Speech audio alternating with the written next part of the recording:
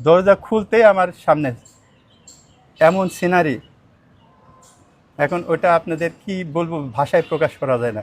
তারপরে দুইটা তিনটা চর মারছে ওকে, চর মারার পরে ছেলে তো তখন পালাইছে। এত ভালোবাসলাম আমরা, এত ভালো ছিলাম, তুমি ওকে এত ভালোবাসার কারণটা কি? তুমি তো আরও করছো, আরও তো দুই তিনটা করছো, ঠিক আছে, দুই তিনটা করছো, কিন্তু এটার ভিতরে এত জড়ালা বা এত ভালোবাসার কারণটা কি?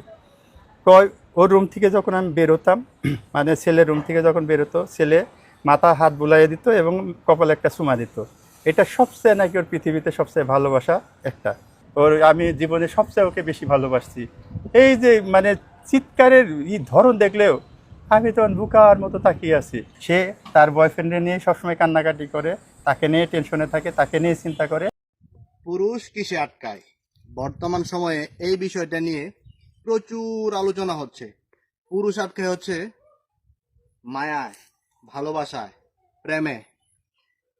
সোশ্যাল মিডিয়ায় আপনারা দেখে থাকবেন, এক পুরুষকে কিডনি দিয়েছিল তার স্ত্রী। সে এই কিডনি নিয়ে অন্যের স্ত্রীর কাছে চলে গেছে।